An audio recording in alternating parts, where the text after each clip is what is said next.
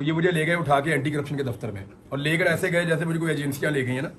मेरी आंखों पे पट्टियां बांध दी, सर पे बोरा चढ़ा दिया, और मुझे ले गए घुमाते रहे। पहले तो शहर में कभी इधर कभी उधर, मुझे सब लाहौर शहर मुझे जुबानी याद है, मुझे पता मुझे कहाँ कहाँ लेकर जा रहे हैं। ले जाके मुझे एंटी करप्शन के दफ्तर में ऊपर तीसरी मंजिल पे बंद कर दिया। वहाँ बंदे आ गए नकाब पहन के, उनमें एक ऑफिसर था, मैं जानता हूँ उसको, वो डायरेक्टर है, मैंने उसको बता भी दिया, मैंने कहा मुझे पता है तेरा तू कौन है। अच्छा, तो वो जो है ना, वो फिर उसके बाद रिलैक्स हो गया। वो मुझे कहता इमरान भाई आप अपने बच्चों का ही सोच लें, छोड़े दफा करें कि इस चक्कर में आप पड़े हुए अपने बच्चों का सोचें। तो मैंने उससे कहा, मैंने कहा देख अगर मैं ये कहूँ कि मैं तेरे बच्चों का भी सोच रहा हूँ, वाह, तो वो बंदा थोड़ी देर के लिए चुप कर गया, फिर उठ के बाहर चला गया।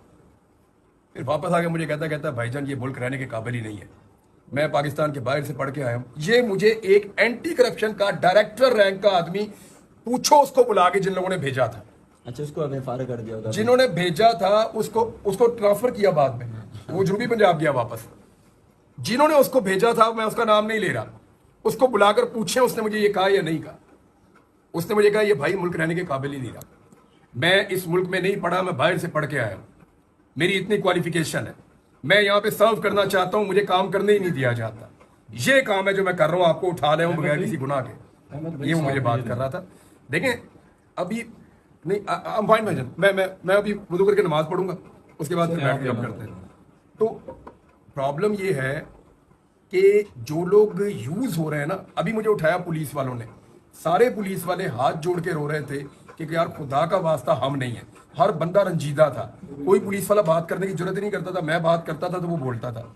वो इतने तकलीफ में थे कि हमने एक बंदे को जाते हुए एहराम में हज पे जाते हुए से पकड़ के हमने उतार दिया गाड़ी से, और उसको जहाज पे चढ़ाना था, उसको उतार दिया नीचे।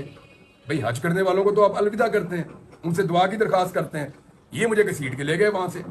तो इन सारों को पुलिस वालों को दुख था, और पुलिस वाले गालियां देते रहे कि हमसे गलत काम करवाया जा रहा है। मजबूर है ना। मैं ये कह रहा हूं कि आप जब एक चीज को चेक करते हैं ना, एक इलास्टिक को आप खींचते हैं खींचते हैं खींचते हैं खींचते हैं खींचते हैं, तो एक जगह पे आके या वो टूट जाता है, और याद रखिए जब वो टूटता है तो वो आपके हाथ पे भी लगता है। दूसरी तरफ तो वो क्या करेगा क्या नहीं करेगा, लेकिन वो आपके हाथ पे भी लगता है। तो इसको टूटने से बचाएं। जितनी लचक थी मेरे ख्याल में मैक्सिमम यूटिलाइज हो गई है, लोगों को थोड़ा सा रिलैक्स होने दें, मुझे ऐसा लगता है। बहरहाल मुझे सबसे बड़ी खुशी इस बात की है कि मैं आपके साथ बैठा हूँ और जल्दी मुलाकात हो गई है। याद है हमारी पहले एक मुलाकात है खाने पे, एक मुलाकात सरसरी थी, और उसमें आपने कहा था कि मुझे याद है कि भाई नज़्म तू लेकर आता। मैंने कहा यार लिखा आपने भाईजान, उठा के और वो मशवरा उन्होंने आपका सुना और मुझे उठा लिया, इसे उठा लो। और मैं आपको सीरियसली बताऊं, ये हमारी रियासत की अकल है कि अहमद फराद को उठाते हैं, और अगर 100 में से 15 लोग को, पाकिस्तान में लोगों का इतना ज्यादा वो अदब से वो है नहीं लगाओ ना सहाफत से, अगर 100 में से 20-25 लोगों ने पहले सुनी हुई थी, तो अब 100 के 100 ने सुनी हुई, और जुबानी याद है। और आपको पता है उसमें बहुत सारे शेर इजाफा भी हो गए हैं। अब आप अगर अपनी खाली इस गजल पे किताब लिखें तो पूरी हो जाएगी, इतना ज्यादा लोगों ने उसके अंदर अपना एडिशन कर दिया। कश्मीर मेरे मोहल्ले में, कानामुरी मेरे उस गाँव का नाम है, वहाँ पर छोटे छोटे जो बच्चे थे ना, वो मुझे सुनाते थे, मेरी नज्म सुनाते थे मुझे रोक रोक कर, यही वाली। मैं तो कह रहा हूँ भाई इनका शुक्रिया, ये तो मेरी मार्केटिंग टीम है। आज मलकू को यार जिस तरह किया उसके साथ जो हुआ, वो पता नहीं कैसे हुआ। अब वो गा के प्रेस कॉन्फ्रेंस कर रहा है। मामला ये है, इतनी सुरीली प्रेस कॉन्फ्रेंस मैंने अपनी जिंदगी में नहीं सुनी। ऑपरेशन इस्लाह मलकू गा के उसने प्रेस कॉन्फ्रेंस की। तो मामला इससे क्या हुआ, इससे क्या हुआ?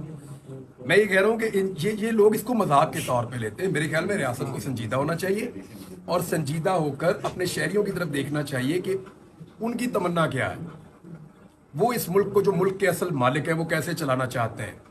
उनकी तरफ देखें, उनसे पूछें, उनके फैसलों का एहतराम करें। ये मुल्क देखें, इस मुल्क के लोगों ने कभी गलत फैसला नहीं किया।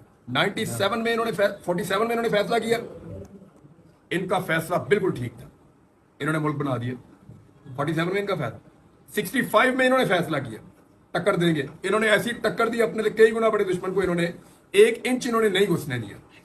71 में लोगों ने फैसला नहीं किया, लोगों के फैसले के साथ तसादुम हुआ, देखें क्या हो गया। जब जब लोगों के फैसले के साथ आप खड़े हुए, तब तब आपको फैसला, आपको आसानी रही। इसकी वजह यह है कि पाकिस्तान के लोग ज़हीन हैं, हम इनको समझते हैं कि ये लोगों एक हुजूम है, एक भीड़ है। नहीं, ऐसा नहीं है। ये बड़े सियाने लोग हैं। इन्होंने जब फैसला किया अपने फायदे का फैसला किया, लेकिन जब भी फैसला इनसे छीन के बंद कमरों में हुआ ना, तब तक काम खराब हुआ। वो फैसला 40 वो फॉर्म 47 पे चेंज हुआ ना, उसमें क्या करेंगे आप? उनके पास उसका तोड़ भी है। देखिए तो फिर ये भी